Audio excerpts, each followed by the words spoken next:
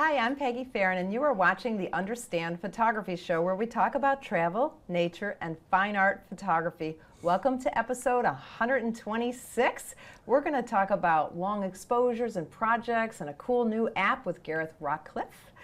But first, be sure to go to our website, understandphotography.com, and sign up for one of our freebies. We've got some really good stuff. We've got a PDF that's travel essentials for photographers. So if you're going on a trip, you might want to check this out. It's actually a whole program that Joe Fitzpatrick put together, and we just made it into a PDF, so the slides are all there. It's a very good program. What camera do I buy? That's a really, really popular video that I did. People, you know, what do you want to do? What kind of camera should you buy that can grow with you as a photographer? The big thing that I like people to download is, what do you need to learn as a photographer? Because it's so overwhelming. There's too much information now on the internet. It used to be not enough information. Now we have too much, and it's overwhelming, and people are just trying to piecemeal their education, and they're not sure what they should be learning. So that's a good download. And our most recent one is 30 Unique and Practical Gifts for Photographers. We put that together in December, so it's brand new, all kinds of new cool stuff. Please be sure to like our Facebook page, subscribe to our YouTube channel, subscribe to iTunes. In fact, if you would give us a review on iTunes, that helps us so much you wouldn't believe. So we really, really appreciate it. So anyway, Gareth Rockliffe is a return guest. He was here on episode number 11, which is a long time ago, like 2 years ago. Gareth is a landscape photographer specializing in coastlands. Welcome. Thank you, Peggy. Good to be back. Good to have you back. Time flies, doesn't it? So one thing I like about you is that you do a lot of projects, and I always say I'm going to do a project, and it never happens because projects are a big commitment. So I want to talk about that, but first I want to talk about this app that you're involved in. Well, actually, yeah, that's taking a lot of time for me. It's an app that is similar to Instagram, in so much it's a social media app.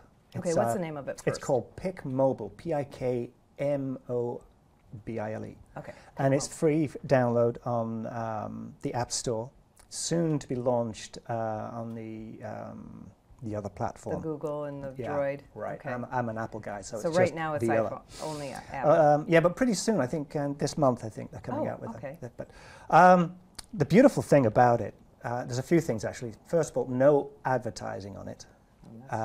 There's no ads and there's no data mining, so they're not selling any kind of information. They have something a little bit different. There's the ability to create your own store for premium content. So for me, as a photographer, I have a number of followers and clients and designers and people who like to keep up with what's going on with my latest work. So I can create premium content that only the followers on PicMobile subscribing to my store can see. Okay. Sometimes it's just ideas that I have about my life, about life in general. Sometimes it's music I've written. Sometimes it's the backstory, big backstory to some of the images. So in exchange for a subscription, I'm asking them for $4.99 a month. Okay, $4.99. That's right. Not not $499. $499 would be really good. I know. So I basically just put it to people, would you buy me a coffee and a cookie and sit down with me once a month to find out what I'm up to, what are my thoughts about life and photography? And if the answer is yes, then why not? Why not follow me and have that little insight to a little bit more than just an image flashing up on the page like it would do in Facebook or Instagram. Okay, so right. So it's free to use. It's free to use, and there's just the social media aspect to it, which is like Instagram. It's just a stream of stories and pictures that people post. Alongside that, I have my premium content in my own store. So people can get a sample of what I'm doing, what I'm thinking, everything from the non-subscription side. Okay. And then if they like that, they can say, well, I want a little bit more of this guy. I want to know a bit more about the backstories to these photos. And I go into all the, what happened that morning before I went to take the shot. Why did I take the shot? Why was I drawn? What camera equipment did I use? Okay. So the whole, even the philosophy behind it, what it reminds me, because there's always a story behind a picture. You know that. So how often do you have to post? Because I'll tell you what, my life is so hard with all the social media stuff I have to keep up with. Sure. And it's like, oh my gosh, I got it, because I use a scheduling program for my social media. Right. So I have to find 30 unique pictures and have something to say with them every single month. And it's like, oh my gosh, this is so much work. Right. Because you can't just slap up any picture. You got to put up good pictures. You're absolutely right. So let me ask you this. If, for those 30 you put up, if you were getting money in exchange for putting them up, would that be more of a motivation for you? Wow, you're just like a salesperson. I'm just Dale Carnegie salesperson. There were a way that's right. that I could show you how to make $4.99. Yeah, it did come out that way, didn't it? But that's how it works. But you're right. Instead of we're so used to giving stuff away all the time. All the time. And there comes a point, well, you don't mind sharing some of this stuff, but why should I give everything away? We never used to. And it's so much work. It is so much work. In fact, it costs me money because I pay people to help me because I don't have all that. I have to find the pictures myself, but I pay somebody to look up quotes and that kind of stuff. So it's not as personal as I would like it to be, just because I don't have time. PicMobile does you can cross post with that. So when I post to PicMobile, it goes to Facebook and to Twitter. And you mean that happens automatically on the free ones? Yes. Yes. Okay, so you wouldn't have to spend any more time. That's right. It's if just you're a few already clicks, doing this. a few clicks here and there. But, okay. It's I don't know. We'll see. It's early days. I wouldn't say I'm making a lot of money on the store. A couple $100 a month. How do you get the people? Do you actually approach your own customers? Yes. You bring your followers and your supporters. So okay. anyone who's bought a landscape from me, any company, any individual, would get an email from me saying, hey, I've set up this store, come check out the content. It would be really great if you'd subscribe. Now, did you tell me about the store? The store is where the premium content is within PicMobile. Okay, so you have the free. So you have a free app, you download a free app, and you can look at what people are posting, the stories. It's a storytelling app. Okay. And you can put in photographs, you can put in videos. Videos, I think, up to 30 minutes. Wow. Which is kind of cool. So you could do instructional videos, and people could subscribe, and you'd actually get paid. Okay, so then you have, how much do you get out of the $4.99? 60%, I believe. Okay, so on the premium part, correct, you put all this extra stuff in. Right. Right. How often do you post for the premium? Do you feel like you have to do something every day, or? I don't do every day. No, I don't.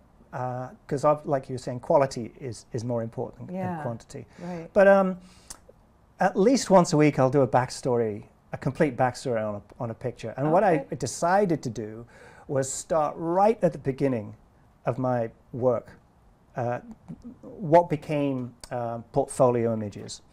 And that's a lot of work. So all I have to do, and you know what it's like. You mean you're going back like years? I'm going back 30 years. 30 years? Boy, you're old. Just kidding. Well, I was only 6 when I started. Yeah. Just teasing you. Yeah.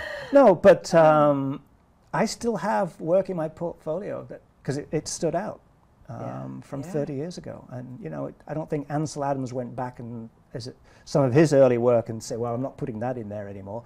It's a part of your... It's good. It's part of your odyssey. It's part of your growth. Yeah. So to go back for me and revisit, that's the thing I love about photography. You remember so much about that photograph, the moment, the smell of the air, the camera you were using, even the mood you were in, the state of mind you were in, what was going on in your life. So there's always a ton of things to talk about. That's awesome. Yeah. And this is sounds like such a better idea than the Patreon that basically you just ask people to give you money. Correct. And that's right. And we did. Is there premium content on Patreon? It is just to support I don't think there an is. artist. And I don't even So know if they're it's... just donating money, basically. This way they're donating, but they're getting something They're actually back. getting, yes. Now, I also know some of the people who've set up stores are not actually photographers. They're charities. So I don't quite sure what their premium content is, but people subscribe to support a charity. Or people subscribe a personality who's putting the money towards a charity. So I think the NFL alumni have a store. Okay. So you can get premium content and money goes to support the alumni or whatever. Now, in the store, can you actually sell your photos through it, or how does that work? I haven't set that up. I'm sure no, you don't process imagery like you would on something like Shootproof or something like that, you know, where you would order directly off there. But you can put a link to your real store. To your real store where Okay. people can order. Okay. So it's not really a store. No, it's. I don't even know. I should just call it premium content. Yeah, yeah. Premium content section. Okay. With being involved with this as it's developed over the last couple of years, it used to be called a store, and I think now they're pushing just the name premium content. I see. So. And how did you get involved with this? Actually, way back with the Great American Coastline, I met the people who were developing it, and they asked me. You met them while you were on the road? No, they're actually in Naples. Oh. And they knew my work, and they approached me and said, look, we're developing this app that's, Instagram for grown-ups, they called it back then, which is kind of fun. And they said, look, would you, we'll pay for the wrap to go around your van, because I had a big 15-seat passenger van for the journey, which went from San Diego up to Washington State. We did 12,000 miles. So they paid for the wrap that went around it to advertise Pick Mobile, and then I supplied content and gave them feedback for what was working, what wasn't. It has some filters on the app like Instagram does, and I helped develop some of the filters and things. Oh, cool. It was fun. It was fun. That does sound and fun. I had so much fun with it that I've basically just stuck with it. So So now you're an advisor, or Yes. Are you a paid advisor? No, I'm not a paid advisor. So you're just no, an I'm just an advisor. Yeah. Well, it's nice to. I It's didn't nice mean to say be just. regarded. It's nice to be regarded as an expert, isn't it? Yes, You know, yeah. so- Very prestigious. Yes, I think The so. more too. that you can put on your resume, the better, Yeah, right? yeah. People get impressed by things, and we're all people.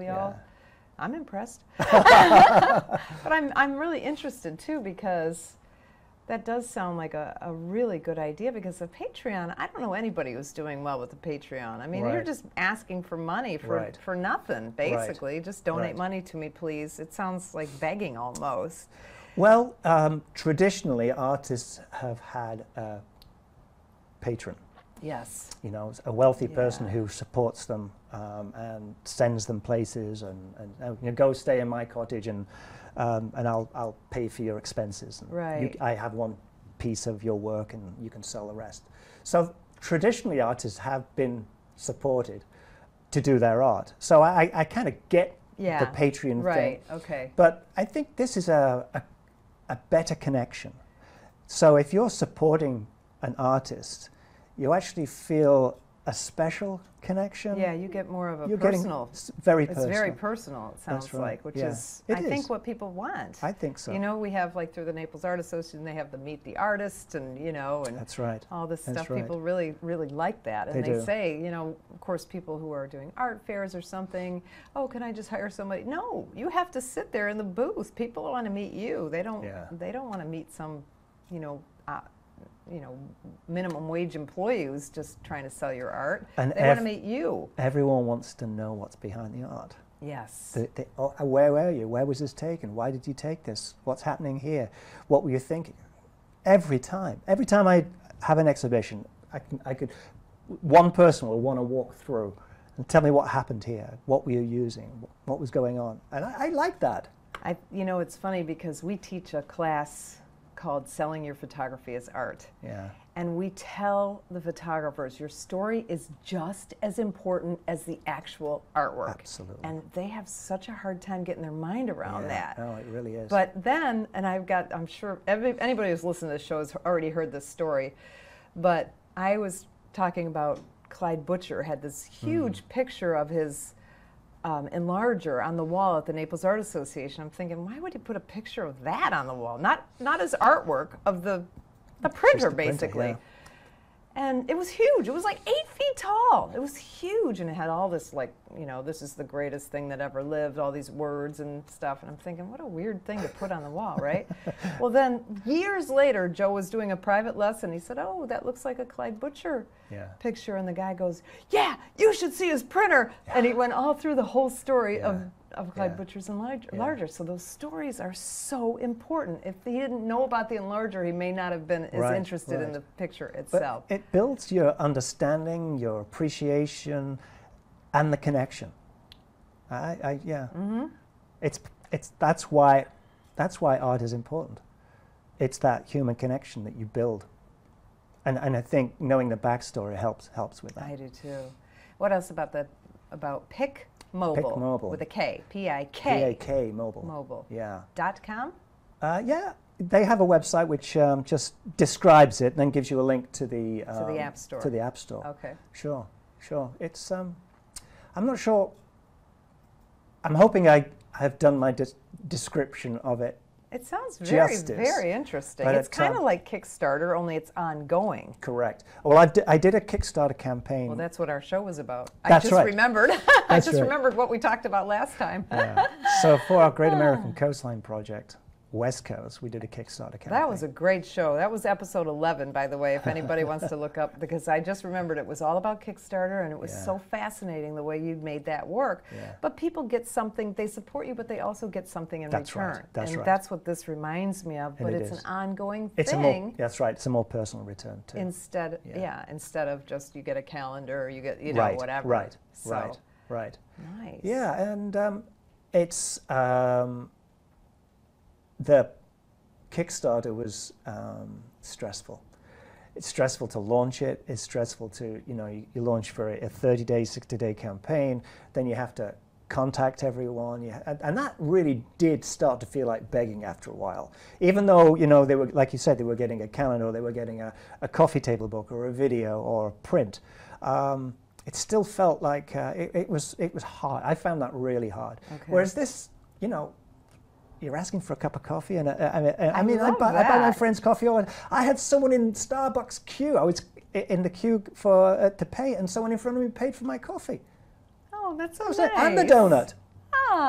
Don't mention the donut from my wife. Not supposed to eat that stuff. But people don't think twice about that.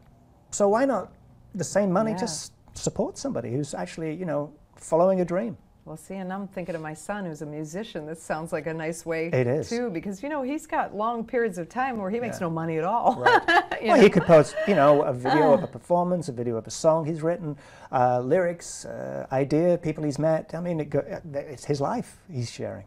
And people are really interested in that type of artist. That's it sounds like a great idea. Yeah. All right, we're going to put the link in the show notes, but I want to talk about your projects because as I said, I always mean to do a project, but it's just it's too big of an undertaking for me. So how do you get it? Okay, although I do have a lot of ideas for projects, they just never happen. So how do you come up from start to finish? Let's go through it. You come up with an idea. Right. And is that just from experience or? No, I mean, I like to go through forums and see what everyone's up to, and sometimes I'll look at a photograph. Wow, how the hell did he do that? You figure it out. It's not hard to figure something out. Sometimes it is. Well, usually it's a technique in Photoshop I can't figure out, rather than the technique of the camera or the lighting. Photography is usually pretty self. Yeah, you can. I mean, if you're reasonably experienced, you can work out.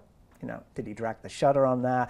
Where was the light coming from? Was it behind you? Was it in front of? Did he add light to it? Was it a reflector? Things like that you can work out. So I get inspired by sometimes other people's work, and I think, well, how can I use that technique? But there's a great quote, isn't there? You don't copy art, you steal it. Because if you copy it, you're just regurgitating. If you steal it, you bring it into yourself and make it part of your creative. Okay. So I'll see a technique, I'll see an idea, and I think, well, how can I use that? So you have to schedule your time, just like you do But fortunate for me, my favorite time to shoot is early in the morning. Okay. So if sunrise is at 6 o'clock, you can go out and you can check out a new technique. Sometimes it's just a ridiculously low camera angle, you know, with a ridiculously slow shutter speed, and it either works or it doesn't, or maybe it works in a different scenario. But just, it's basically scheduling time to play. Play's a really important part of art. I agree. You know, I have, I'm going to be part of the Artist Studio Tour through Artist Naples in March. Oh, congratulations. Thank you. But that's a big deal. It's been pretty stressful. It's a big deal. Especially because, of course, I waited until season to start, you know, trying to get everything ready. But scheduling the time has made such a huge difference. And then I'm so much happier because I'm getting out and doing things that I like. Yes, you're feeding your soul. Yes. Yeah. Although it has been, it's a lot of work to do once you take the pictures. Have you done it? Yes, we did it. Oh, good. I'm going to pick your brain on that. About 3 years ago. Okay. Yeah. It was interesting. Very interesting. We had 600 people through in 2 days. Okay, no stress here. No. Yeah. No, it's interesting. You talk about self-assignment. I just last week started a 10-week course of The Artist's Way. Do you know that? You know the book? I think it was Julia Cameron wrote it, and probably about 20 years ago. And she tries to explore the spiritual connection between creativity and the source, which whatever label you want to put on that, God, spirit, universe, whatever, or higher self. We, as artists, as creatives, we often lose that connection through not spending enough time enjoying it. So two of the things that really help that is setting your alarm half an hour earlier and getting up, and what they call it the daily pages. And you write 3 pages every morning of whatever's in your head. 3 pages? It goes really quick. No, really? Make a cup of coffee, sit down. Sounds hard. Longhand, no typing. Wow. Yeah, and it's interesting what comes out. And the other thing that she recommends is, she calls it the artist date. You make a date with yourself once a week to experience something that feeds your creativity. Okay. And it could be an expression of your own art. It could be going to the Von Liebig, to the Fine Art Museum, check out the art. It may just be going into a gallery for an hour and looking at the art there. But it's your time, nobody else, just for you. I'll let you know how that goes. So when did you I started last week, so I've been doing my daily pages, and that's been very interesting. Because I was like you, I was like, oh my God, my day's so busy, there's no way I can fit this in. And so far it hasn't been a problem. I realized, you know, I had no problem in getting up, sitting down with my iPad and looking at the news and reading Facebook and doing posting here and there. And really the pages takes me, what, 20 minutes, half an hour? Okay. Okay. And I have my cup of coffee then, rather than wasting time on the internet. So we'll put a link to that book in there in the show notes. Oh, sure, too, absolutely. The Artist's Way. Yeah, and it's interesting how things come into your life at the right time. I started reading this 15 years ago, and I just couldn't do it. You weren't ready. I wasn't ready, and I couldn't do it on my own. I think what's going to help me is being part of a group. It's an online group. Oh, so a little peer pressure. A little peer pressure and a reason to turn up and get stuff done. Well, you know, we have several online classes, but we have one that I don't teach it live. It's still a video, but I have office hours basically. So they're supposed to watch the video at the same time that I'm available to answer the questions. Right. And the completion rate is so much higher on that because there's that little bit of pressure because they know that I'm going to say, hey, where's your homework or whatever, you know? I know, sure. So people really need that. It's a lot more work for me, but it's worth it because people are getting really a lot out of that class. And you see their growth, which feeds you too. Because it sure does. And we all like to pass it on, don't we? We all like to. Oh yeah, I would hate to be giving classes and people just buying them and never taking them. Right. Or just not making any progress. That's not the point. You know, of course I want to make some money, but I want to make money doing something valuable. Right. So if they're not, you know, a lot of online classes, I think the average completion rate is 13% for an online class. Yeah. People just start and they don't finish. No. So that's why I did mine as A little bit of pressure. Good. No, it works. Like you said. Yeah, it definitely works. Yeah. All right, so out of Okay. all of this, did you come up with a new project? Or are you already working on a project right now? Well, I decided after the west coast of the Great American Coastline, and it was a huge commitment of time, nearly 4 months, well, 4 months basically. Is that how long you were gone? But you had, actually, you had to cut that short, didn't you? Oh, we did. Your We wife- had a motorcycle accident. Yeah. My wife broke a leg, and I had to fly her home, and then drive from Seattle to Naples. All by yourself. All by myself. Well, I had my little dog Lily with me. Oh, thank God for Lily, because I know. how lonely would that be? I know, and it was drudgery because I had a problem with the van. I couldn't go over 55 miles an hour. Oh. So it was. But on the upside, I did get to listen to every song in my iTunes. I got reconnected with all my old friends, Leonard Cohen and Eagles. And Oh my gosh, that's so funny. So, but we did talk about the We great did. We did. on the last show, number 11, episode 11. Yeah. So, you started to sing. Do we need to do that again? Very loud outside the studio. I don't know whether that. We don't know if it's showing up. We'll see. Okay, so you started talking about the Great American Coastline, and that led you to another project, or? Well, the Great American Coastline, like I said, was 4 months, and I didn't really want to have to put that much time to one side just for one particular project. That was way back now. Gosh, time flies, doesn't it? 2014. 2015, I had the exhibition at the Von Liebig from all the work. Okay, I remember And that. then a client came to see the work in 2015 and then offered me a 2-week commission in Prince Edward Island, basically do what I did on the Great American Coastline for the northeast of Prince Edward Island, Have fun. which was an awesome project. And I put together, well, what we call a videage. And I know I wasn't going to talk about the videage because I'm not sure if I'm going to call what I do a videage anymore, but a videage is basically blending lots of stills, movement in the stills, separating stills into layers so they all move in different areas, and then video clips, all put to music. And there's an example of that on Vimeo. If you go on Vimeo and Gareth, Rockliffe, on my feed, you'll see Prince Edward Island. And there's, it's about 12 minutes of my best images of that whole experience. We'll find the exact link and put them in the show Okay, notes. wonderful. I'll send you that. So that came out of it, and then 2017 we went back up to Maine, and we started some East Coast things for the. So now the Great American Coastline is more of a personal project Okay. that I do when I want to get out of Naples. You get in to the a summer. coastline I go to a somewhere. coastline, usually the East Coast. Over the last couple of years, it's been so. A little closer. It is a lot easier. Well, plus you already did the whole West Coast, right? Right. So Right. So the Gulf Coast and the East Coast is a little bit more accessible. And this 2018, I concentrated around Georgia. Got some amazing images from Jekyll Island. I keep hearing about that. I've Oh never my been there. God! And there's only like this short section of Jekyll Island, but it's so incredibly photogenic.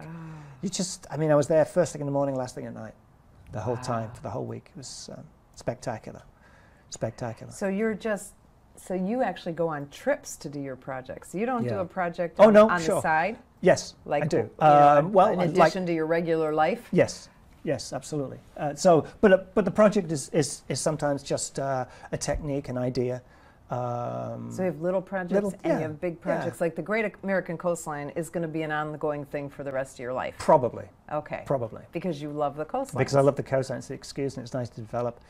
I do have an idea that that has actually sprung up from the Pic Mobile content. Okay. And that is, I want to do a book of all my images that I love up to this point, and the whole story behind it in a book. So basically, a lot of the content that I'm putting up on Picmo, but in an actual book. Okay. So that should be fun. So I'm definitely going to have to put some time aside for that on a regular basis. 'Cause Now, how do you put together your books? Do you use Lightroom and Blurb, or do you? actually, yeah, Blurb. I haven't even used the Lightroom. Because Lightroom works with Blurb. I haven't tried that yet.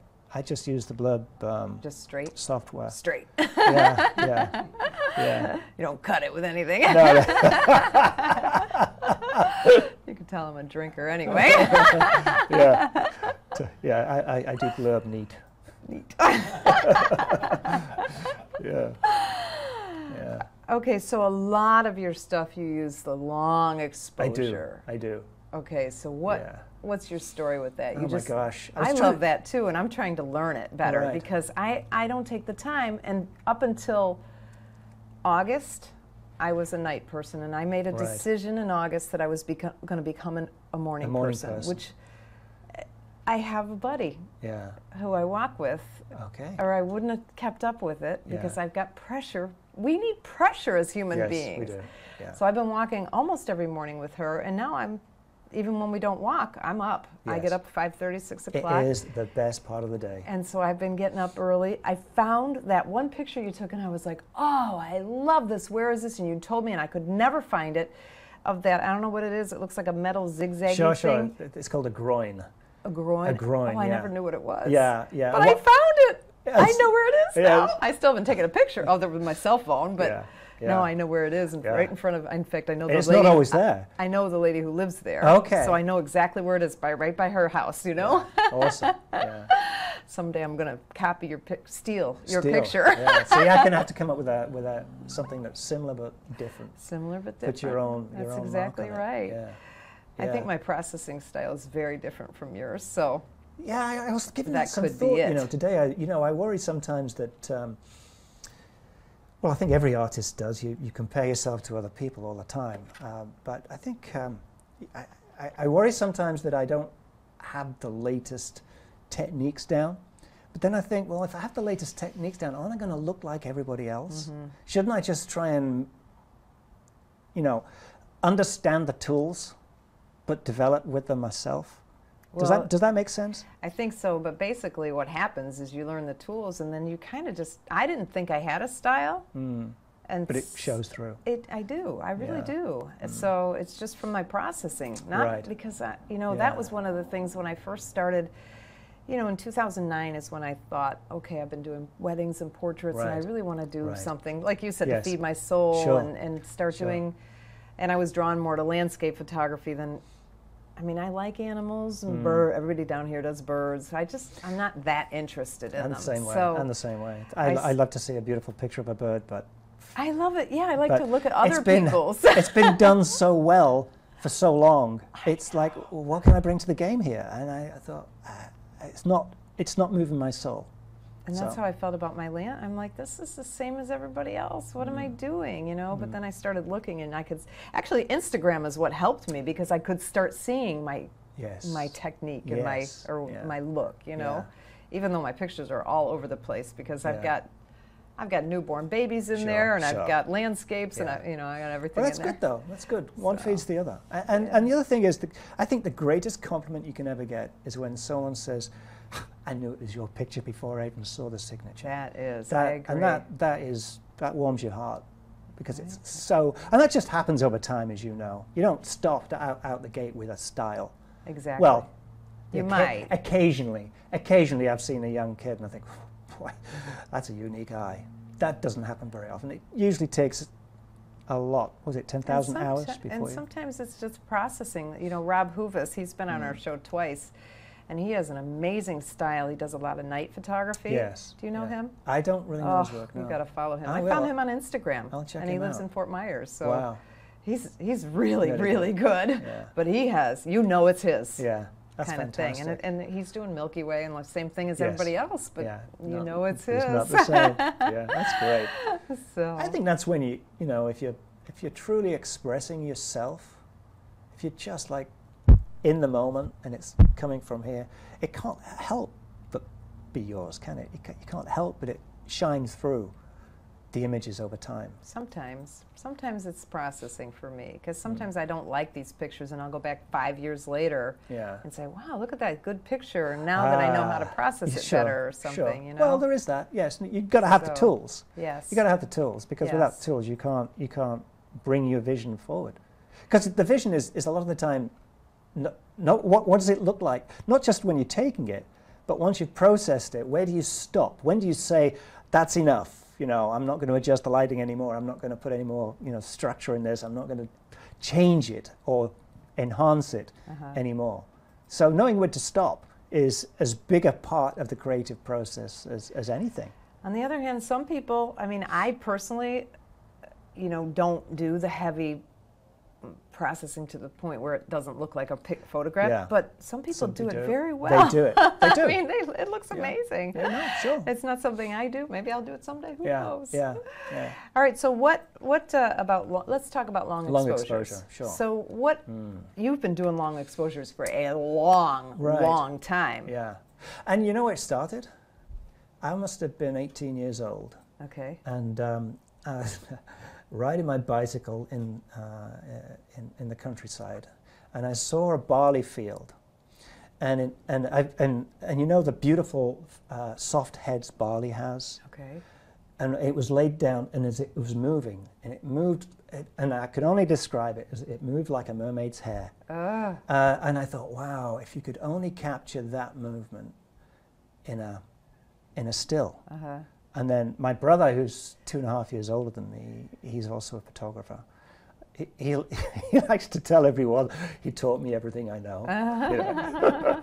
Everyone. I've got this. I call him a kid, even though he's 33 now. Yeah. But he worked for me from the time he was a teenager, and he, according to him, he taught me everything I know about Photoshop. Yeah. So anyway. we always have a good joke about that. But he says, "Oh, that's just you need to drag the shutter." I said, "Drag that? What does it?" So anyway, he told me. He said, "Yeah, you have to use a tripod, obviously." And then the things that are static stay static, things that move have a movement. But of course, there's so much more to it than just that. There's, you know, what f-stop do you, how much depth of field do you want? What's your shutter speed going to be? How much movement do you want? Do you want to freeze it? Do you want it to look like mist with a super long exposure? Or do you want to I like to just catch that edge of movement so that, you know, some things have got a little bit of movement, some things have got a lot of movement, and then there's things that are absolutely static. Now, how do you figure out what shutter speed you want? Just practice. Experiment. Just practice.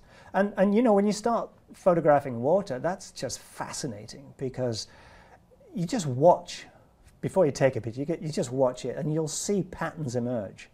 And there's a pattern that emerges when the water's coming in, and there's a pattern when it's just about to fall back, and then there's a pattern when it goes back. Okay. And then there are patterns over rocks, and there are patterns around pilings. And so you just time your shutter for where that pattern's going to be and what appeals to you. So you're watching this and you're like, okay, it takes 3 seconds to go around this rock, so I'm going to put my exposure at 3 seconds? I mean, kind of like that? Sort of, what you mean? no, sure. I mean, and over time, it's like if you're doing a portrait of a dancer, you can shoot it at 1,000th of a second, and they're like this. Frozen. But that's right. And if you shoot it at 60th a second, the face may be strong, but then the arms have some movement. So it's the same thing. It's the shutter speed for the subject. So if the water's moving really fast, then you want a slightly faster shutter speed. If it's just a gentle movement. Now, you can't really see on the back of your camera, though, nowadays. Can you exactly what it's not enough pixels to see. I don't. You get an idea. You get an idea. Enough of an idea, and you know. Because I know, you know, I just really have just started really working on it, and I think, I want a little edge, but I want it, you know, to be blurry, and I don't seem to be getting it exactly how I want it, you know. And I guess I need to try more shutter speeds. Is what I need to do. Absolutely. Because I think I get it, and then I get home and I'm like, oh, this is too blurry, or not blurry enough, or whatever. And you know, you've got a lot of cameras are so amazing now. I mean, you can keep your f-stop the same and just change your ISO reading. I mean, I usually start low anyway, so I can drag the shutter so often I'm shooting at 100 ASA. So you can go up 2 stops and you still make no difference to the dynamic range or you know, color noise. You don't get that until you're way up in the thousands. So on your ISO, you mean? Right. So you can stay at a so low you can ISO. keep your depth of field where you want with your f-stop, and I usually whack it up. I'm usually around about f11, f16. Because you want a great depth of field. Because I want as much depth of field as possible. Okay. Generally. Not always. Yeah, of course. I know. When I'm teaching, people will say, well, what setting should I have? And, Yeah. well, it depends. That's right. Don't you hate that answer? Gosh, depends. Yeah, well, So do you use filters? I do. Mostly a graduated neutral density. Because the sky is brighter. Correct. You're trying to balance that. So, you know, and people always say, well, you can do that in Photoshop. If you get it in the camera as close to even exposure, right, and you've got exposure in your shadows and you've got exposure in your highlights, then you're not pushing anything to its limit. Well, plus, I mean, if you bracket and blend you can do that. Oh, you can absolutely. bracket and blend, but And again, that's more work. Oh, And- gosh, no, not anymore. No. Well, I it's more usually work take to 3 get it. exposures, one over, one on. Okay, so one you over. use the graduated filter and you I do. about 3 exposures. That's right. Okay. Yeah, and then, you know, you get in Bridge and you just right-click, merge to HDR. Now, the only time that doesn't work is with the long exposures. A lot of the time, when Photoshop merges them, you get these horrible artifacts in certain areas that they just... Where the movement is? Yes, Okay. they actually look almost like somebody's poured a little bit of oil. Oh, okay. And it's like a big I know clump. what you're talking about because I know about those artifacts. I've seen them on other pictures. Yeah, and it's a dead giveaway. Yeah. So usually I choose the frame that has the nicest pattern. Or and can then- you just mask that part out and use it? Well, yeah, I would basically output those 3 frames to get the sky and the solid structures with the dynamic range I want. But then, you know, where you don't really, not that concerned about the dynamic range with, say, the movement of the water. Okay. I would put that in the layer underneath and then then and then erase. just wash it away, wipe it Okay. away. Wipe it away. Wipe it away. Yeah. And what else on a long exposure? This is good stuff. I don't know. I just love the whole thing about being on the coast and being, even if the water's still, often if the water's still, but it's almost like a communion. It's like a meditation. You're just taken to a different place, and you're there with your camera, and hopefully there's no one else around you. Well, 6 o'clock in the 6 in the morning. morning. Not too many people anyway. No. It's not going to be crowded. It's a great place to be. It's a great place to be, and you know, it's a playful place to be. You know, you're out of your work environment. You're not doing your regular headshots or your, you know, that what pays the bills. You're out there for you, doing what you love, and you say, well, let me see what that looks like with a really super long exposure. So you bring out a, you know, graduated neutral density filter, you whack it up to 9 stops, and you've got yourself a 1 second exposure, and everything looks like mist, and you think, oh, that's really exciting, but it's not what I want. So then you go back and say, well, what's it like? And you just play. You play until what appeals to you, and it depends on the scene. Yes, You know? It just I'm depends on learning the scene. that too, because I've been practicing mostly at the beach. Of course, I'd like to get out there in the Everglades, but it's so dry right now. Right. I can't. Right. I would love to, and I like to go out in the Everglades anyway. So I'm waiting for the summer, for the rainy season. You know, I don't have that much. But I basically do the same technique I was doing 30 years ago with a Pentax 6.7, Fujifilm, and filters. So same thing. You still, in fact, it's a lot easier now than it was then, because then you didn't have the, you know, you had a bracketing 50 ASA film Oh, right. with big chunky lenses that wouldn't go down. I mean, what was my 35mm Pentax lens went down to f4. Okay. And so it was a bit more of a challenge. But what was really nice was that it created an understanding of that point of movement you want. You had to be a little bit more critical. Right. So right. I hope I'm not making it sound like, oh, you just go out and do it. You do just go out and do it, but you do it for you, and it has to appeal to your eye and what moves you. Now, are there some situations where long exposure just won't work that you've come across, or? Just that scenario where I mentioned, where you know, if you're doing HDR and you're going to sandwich them together, you get those horrible artifacts. But sometimes there's movement you don't want. So say I was shooting up in Apalachicola, and there was some wonderful palm trees hanging over. I wanted them sharp and movement in the water, but there was so much wind. They were all moving, and it actually was distracting. from the picture. So I ended up doing a fast exposure shutter speed for the trees, and then You blended them in. I blended them in. When was that? Was that recently, since the hurricane? No, I haven't been up there since. Oh. No. Because, you know, we do photo tours up in that area. It's wonderful, isn't it? Dead Lakes. Yes. I just donated a print for the Magnolia Ball. I don't know. Under the mangroves with the constellation. Oh, here. Yeah, And yeah, I yeah. was thinking up there. I'm like, Yeah, I don't know no. anything about their social scene Yeah, up there. I no, doubt no, if they not have there. much of a big... One of my favorite images, actually. I love the was Dead Lakes. Yeah. Me too. Did you go out with Matt? No, just on my own. Oh. Yeah. Everybody knows Matt. He's the only boat captain out there. Oh, really? Oh, I must have made so many mistakes on navigating up there, but that's okay. I have one of those. I have a thing called a caboat. It's an inflatable boat/kayak. So it's 14 foot long, 4 foot wide. I put all my gear in. I have a little electric trolling motor.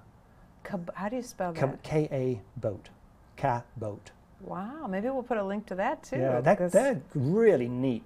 I really like neat. that because I know, well, Clyde Butcher and who else? John Brady. They talked about the GNU that they have. Oh, sure.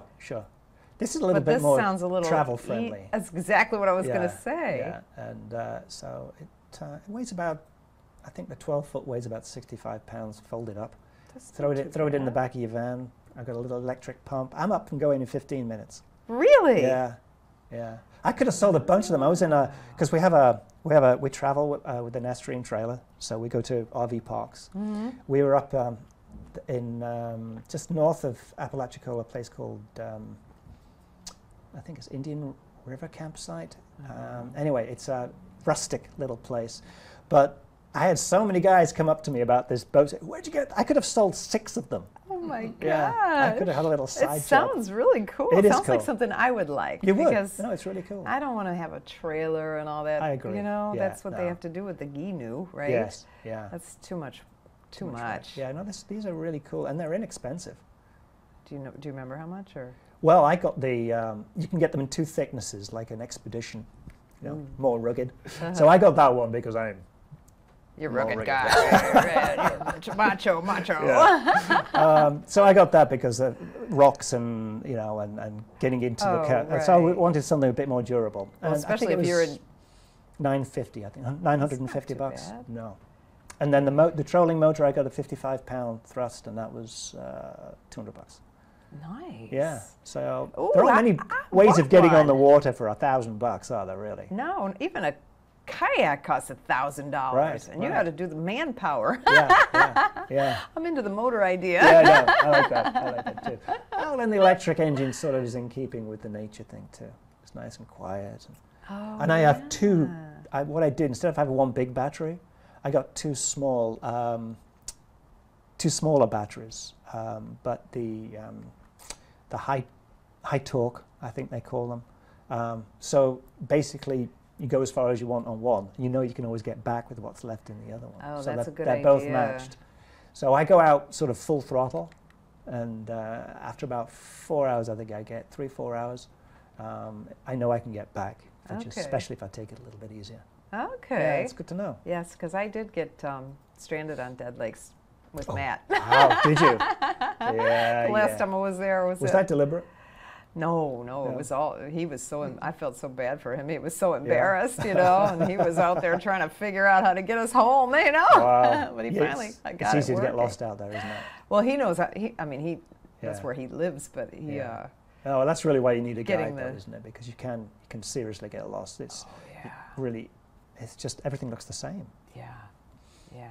And if you don't mind, would you give us a picture to put on the show notes of Dead Lakes, of one of your pictures? Sure. Because Yeah, I will. now that we've been talking about Dead Lakes, I think people are going to want to see it. Yeah. No. And we have openings for our photo trip. It's in, Joe, is it in May? May. It's in May. Understandphotography.com. Joe Fitzpatrick leads that trip. Oh, yeah. Home base is Apalachicola, but then we explore the area. I love that area. I love that area. It's really special. I went there for the first time. Yeah. I've lived in Florida most of my life, and I Yeah. went there for the first time a few years ago, and I called Joe from there. I'm like, Joe, we are doing photo tours up here. Yeah. Because it was just, I couldn't believe how beautiful it is. No, it really is. It is And the people are amazing. nice, and there's the space to breathe.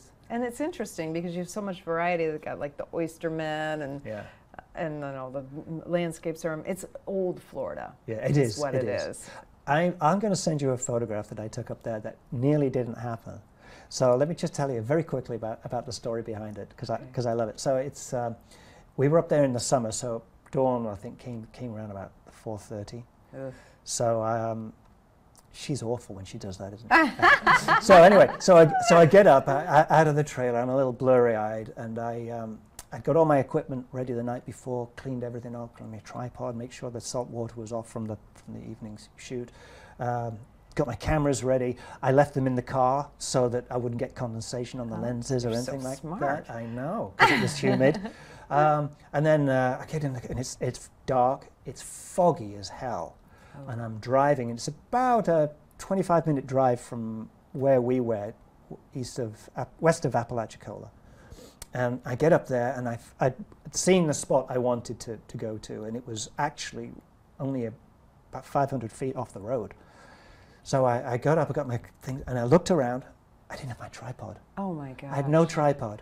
And I thought, I was so mad at myself, and I thought, well, I may as well just go home. I can't get the shot I want, you know, because I wanted that real heavy depth of field and light coming up.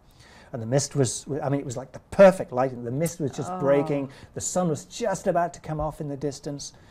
And I thought, well, let's just go down there. And I went down, and the spot I wanted, right there, was a rotten tree trunk. And it had like a V-shaped, and it was, I just put my camera in it. So it was a tripod. It was a tripod, and I got it on live view, and I nailed it, and I got this shot. And as the sun came up, it hit a dead tree trunk that shone a shaft of light through the remaining mist onto the shore. Oh my gosh. It was an absolute gift. It was, and it's one of my favorite shots of all time. Oh my Not just because I love the shot, but because of I nearly didn't take it. Yes. So that's sometimes a great story. You got to push a little bit beyond. I know. Yeah. Sometimes you're like, you're here anyway, just do it. You know, even though you don't feel like it or whatever. And then sometimes you get your best work. So what projects are coming up next? Interesting. Or adventures? Are you going anywhere? Kind of up in the air. It's really up in the air at the moment. I haven't really nailed anything down. If we've got a project with my wife, Jan, she wants to rescue, she wants to help close down puppy mills. Okay. And there's a huge rescue organization in Colorado. So we're thinking of taking a trip out to Colorado and talking to them and getting to know them and seeing if we can come up with this project together. Oh, yeah. That sounds so that cool. might take us to Colorado, in which case we've said, well, why don't we just keep going? Because when we had the motorcycle accident, we had intended to go to the San Juan Islands. Wow. Yeah, and we never got to see them. So we said, well, we're sort of halfway there. And we don't want to be in Naples in September. No, it's not. It's about a third of the way. But we don't really want to be in Naples in August and September. So we're thinking maybe we'll just have a road trip. Well, just make sure you pack up your house for hurricanes before you leave, just in case. Yeah, well, that's part of living in Florida. Yeah, isn't it? I remember we had 2004, 2005, 2006. We had all those hurricanes and then nothing, and now we've had 2 years with hurricanes. So let's see what this one. Oh, please, let's not even go there. Between that and the red tide, nobody's going to come down. I know. So, all right. So, where can our audience find out more about you? Well, my website, GarethRockliffe.com. I'm on Facebook, Gareth Rockliffe Landscape Photography. I'm on Instagram at Gareth Rockliffe. Pick Mobile. Check me out on Pick Mobile, free app. Get to see all my free stuff. If you like it, then and just look for your name. Look for my name at Gareth Rockliffe. All right. Yeah. And Rockliffe is Rockliffe. Liff. Yeah. So ROCK. LIFFE. Got it. Yeah. Good name for a landscape photographer. Thank you for being on the. I know, it's perfect. I was either going to be a rock star or a photographer. I don't know which. Oh yeah, Rockliffe, that would work too. Yeah. And you're a musician too. I do play music. Yeah, that's on my content, my private premium content. And as you know, my son's a musician, so I'm very interested. Oh, cool. Yeah. I like to. Yeah, I'm glad I became a photographer though, not a musician. If you think it's hard making a living as a photographer, it's really hard as a And musician. you have to have such thick skin because the people Yeah. on the internet are so mean. When I first had the YouTube show, you know, this show, and the first, what do they call them? Hater I had, and my son said, don't even talk to me. Yeah, no, sure. Because they're rough It's on horrible. him, man. Wasn't it, someone once said that the worst critics are the ones with the least talent? Yeah, I bet that's right. Yeah. They just They sit just- there and just be mean all Yeah, day. I because- don't get it, but people do it. Because you're reminding them what they're either not capable of or never reached for. Oh, maybe. All right, Gareth. All right. Thank you for Hey, being that on the was show for a fun. second time. That went quick, didn't Yay! I know. Thanks so much. Thank you. Join us next week for the Understand Photography show. I'm Peggy Farron. Thanks so much for watching.